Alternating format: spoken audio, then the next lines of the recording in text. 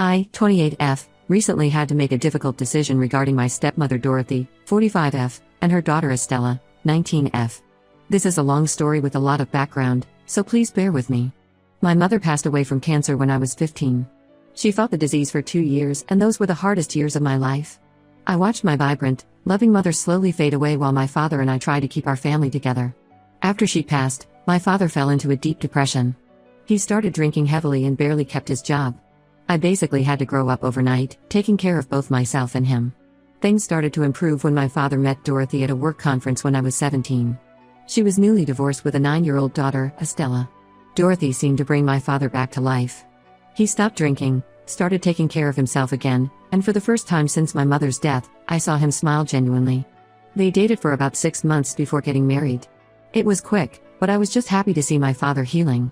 Dorothy and Estella moved into our family home right after the wedding. Initially, everything seemed fine. Dorothy was nice to me, though sometimes a bit too eager to step into a maternal role. I made it clear from the start that while I respected her as my father's wife, she wasn't replacing my mom. She seemed to understand and backed off a bit. Estella was a sweet kid who followed me around like a puppy, which was cute at first.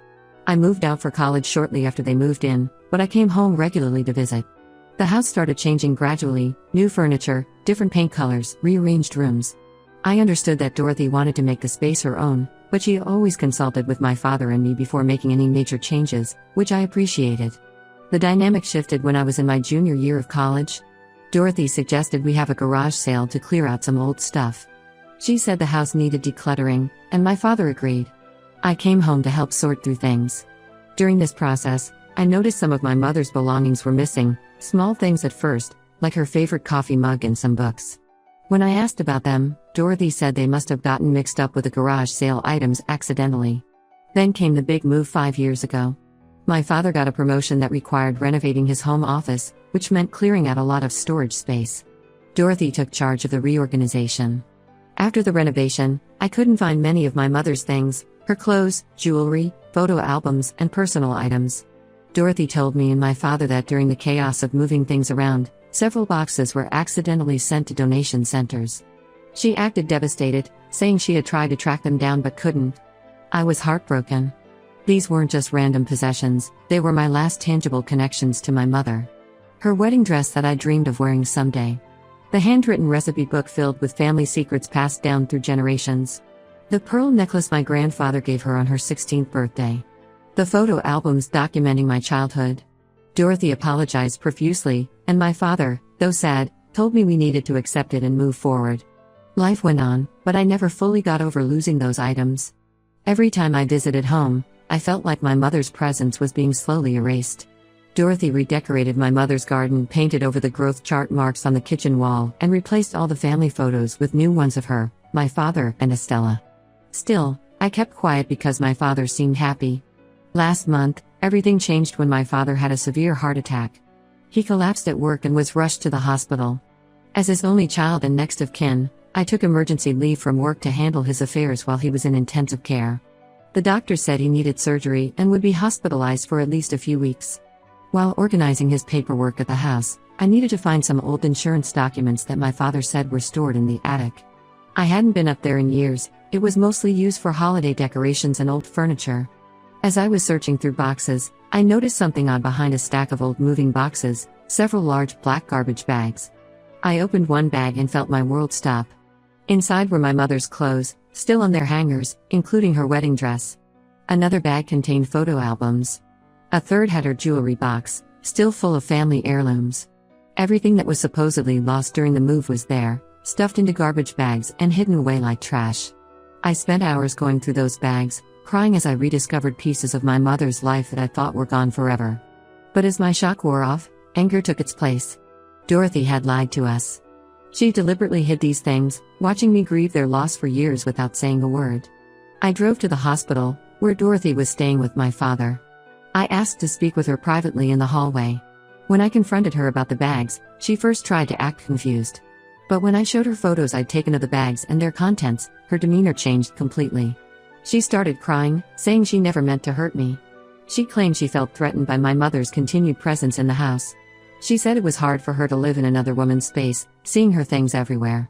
She also mentioned that Estella had told her it felt weird having a dead woman's stuff around. So during the renovation, they packed everything away, planning to deal with it later. I was livid. These weren't her things to hide. She had no right to decide what happened to my mother's belongings. When I reminded her how devastated I'd been thinking these items were lost, she got defensive. She said she was just trying to make the house feel like her home too, and that I was being unfair for not considering her feelings. That's when I told her she needed to leave my father's house immediately. She started crying harder, saying she had nowhere to go on such short notice. Estella, who had been sitting with my father, came out to see what was happening. When I told her I knew what they'd done with my mother's things, she turned pale. Dorothy tried to argue that she couldn't leave while my father was in the hospital, that he needed her. I reminded her that the house was still solely in my father's name, and as his power of attorney while he was incapacitated, I had the authority to make this decision. I gave them 3 days to pack their essential items and find temporary accommodation. Estella burst into tears, calling me cruel and heartless. She said they'd been family for 10 years and I was throwing them out over old stuff. Dorothy's sister called me that evening, berating me for making them leave with such short notice and saying I was using my temporary power of attorney to act out old grudges. I stood firm. I helped them pack some clothes and personal items, then changed the locks after they left. I've moved back into the house temporarily to care for my father when he's released from the hospital. I haven't told him what happened yet. The doctors say he needs to avoid stress during his recovery. Some family members think I overreacted and should have waited until my father recovered to make such a big decision. They say I'm being vindictive and that Dorothy's actions, while wrong, don't justify making her and Estella homeless. But I couldn't bear the thought of them continuing to live in the house after discovering their deception. Those bags in the attic proved they never really saw this as my family home. To them, we were just occupying space that they wanted to claim as their own. Update 1: The situation has become significantly more complicated since my last post. My father was released from the hospital last week, and I had no choice but to tell him everything that happened. His reaction wasn't at all what I expected, and new information has come to light that makes this whole situation even messier. When I picked him up from the hospital, I wanted to wait until he was settled at home before having the conversation.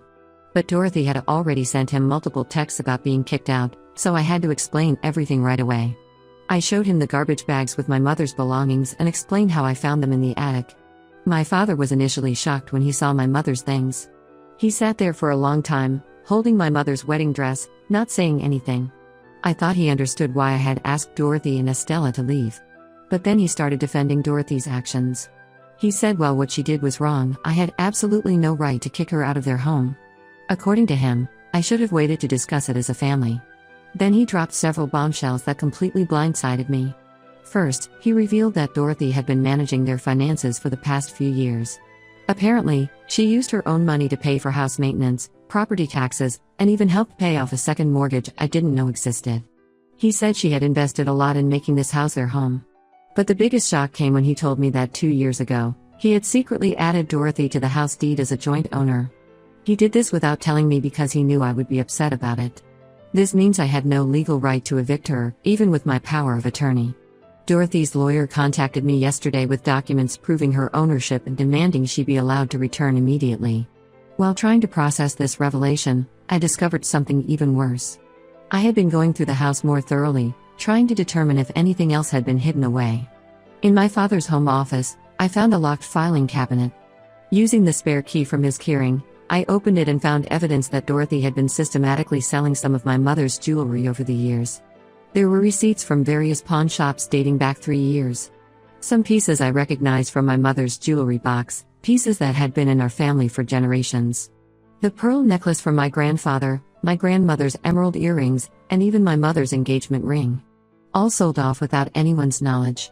When I confronted Dorothy about this over the phone, she became defensive. She claimed she used the money for necessary house repairs and to start a college fund for Estella.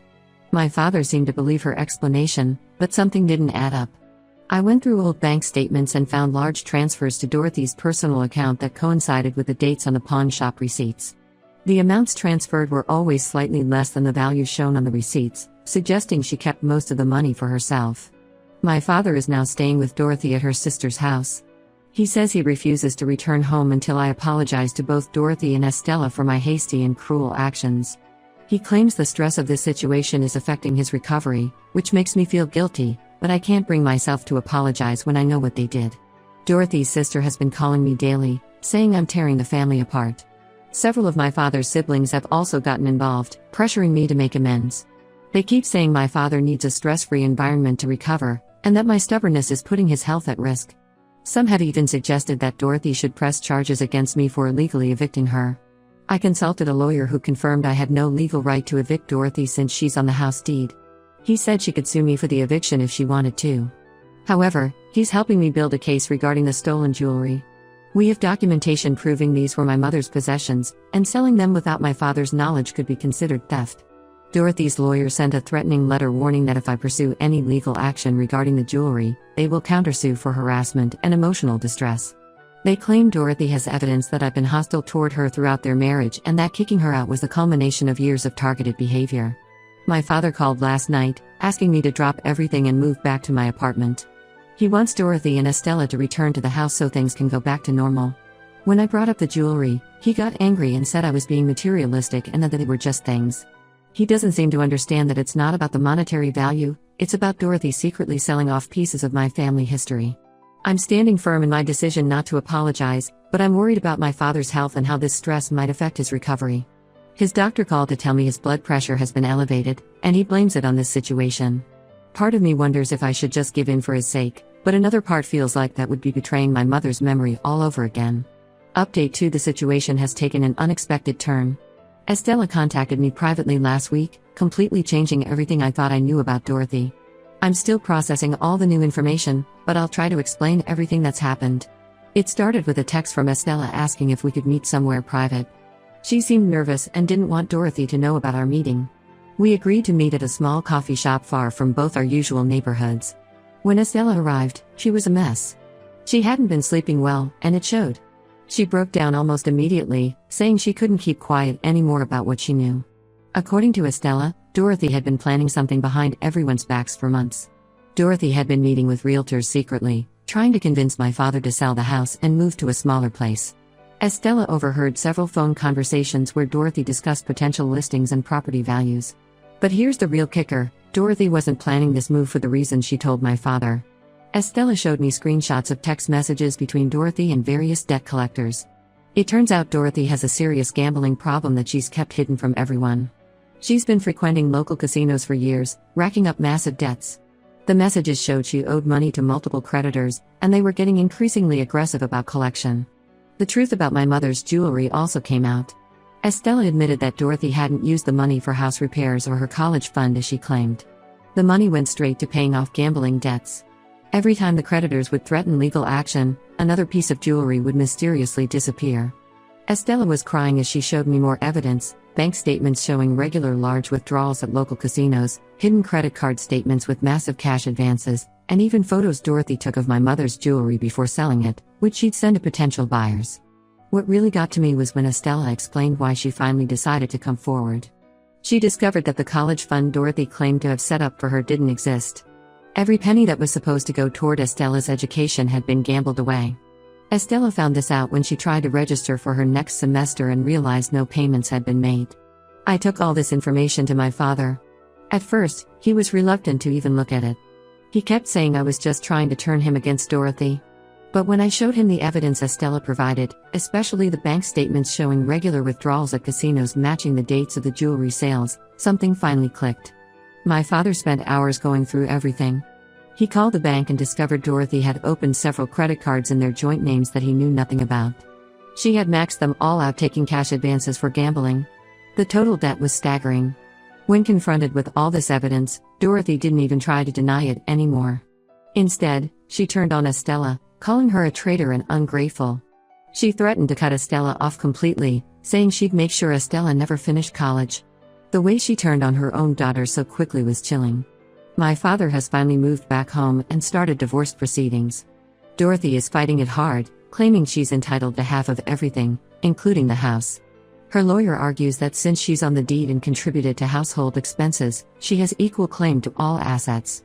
Estella has moved in with us temporarily. She's been struggling with guilt, both about her role in hiding my mother's belongings and for not coming forward sooner about Dorothy's gambling. She explained that when she was 9, Dorothy told her they needed to hide my mother's things because they were making my father sad. Estella believed her mother was trying to help. By the time she realized the truth, she felt it was too late to say anything. The hardest part for Estella has been accepting that her mother's loving persona was largely an act. Dorothy presented herself as the perfect wife and mother to the outside world, but behind closed doors, she was manipulative and deceitful. Estella shared stories about how Dorothy would guilt-trip her into keeping secrets, always using emotional manipulation to maintain control. Update 3: The final chapter of this saga has come to a close, and I wanted to share how everything turned out. These past months have been a roller coaster, but things are finally settling into a new normal. The divorce proceedings are well underway, and my father's lawyer has built a strong case regarding Dorothy's financial deceptions. They discovered even more unauthorized credit cards and loans than we initially thought. Dorothy had apparently been taking out cash advances and personal loans using the house as collateral without my father's knowledge. The total debt was nearly twice what we originally estimated. Dorothy made one last desperate attempt to reconcile with my father 2 weeks ago. She showed up at our house unannounced late one evening, crying and begging for forgiveness. She claimed she was getting help for her gambling addiction and had joined a support group. When my father didn't immediately respond to her pleas, her attitude completely changed. She started threatening to tell everyone about my father's past drinking problems. She said she'd make sure his company knew about how bad things got after my mother died, implying it would ruin his career. I recorded this entire conversation on my phone and sent it straight to our lawyer. Her attempted blackmail only strengthened our case against her. Estella has permanently cut ties with her mother after discovering even more lies. Not only had Dorothy emptied Estella's supposed college fund, but she'd also taken out student loans in Estella's name without her knowledge. Estella found this out when she started receiving collection notices for loans she never knew existed. We're working with authorities to prove these loans were taken out fraudulently. We've had some success tracking down my mother's jewelry. Several pieces were recovered from local pawn shops, including my grandmother's emerald earrings. The shops were cooperative once our lawyer got involved, providing documentation of all transactions with Dorothy. However, many pieces had already been sold to private buyers and are likely lost forever. The remaining items are now stored in a safe deposit box at my bank. My father and I are slowly rebuilding our relationship. He finally apologized for not seeing Dorothy's true nature sooner and for doubting my judgment when I first found my mother's things. He admitted that he was so afraid of being alone after my mother died that he ignored red flags about Dorothy from the beginning. Dorothy's sister and other flying monkeys still try to contact us regularly. They claim Dorothy is the real victim here, that her gambling was caused by the stress of living in a house haunted by my mother's memory. Some even suggested that my mother's illness and death somehow traumatized Dorothy, trying to excuse her actions. We've blocked them all on every platform. Estella is staying with us while she figures out her next steps. She's working part-time and taking online classes while we sort out the mess with her student loans. Despite everything Dorothy did, Estella still sometimes struggles with guilt over exposing her mother's secrets. We're helping her understand that she did the right thing. The house feels different now. We've brought my mother's things down from the attic, and some of her photos are back on the walls. My father and I spend evenings going through her recipe book, trying to recreate the dishes she used to make. It's bittersweet, but it feels like we're finally healing. Some relatives still think I was too harsh in my initial reaction to finding my mother's belongings hidden away. They say I should have been more understanding of Dorothy's feelings about living in another woman's house. But I don't regret exposing the truth. Sometimes the kindest thing you can do for yourself is to stop setting yourself on fire to keep others warm. Dorothy's final hearing is next month. Her lawyer is still pushing for half of everything in the divorce, but our evidence of her financial deceptions and fraud should prevent that. Either way, we're ready to close this chapter of our lives and move forward without her.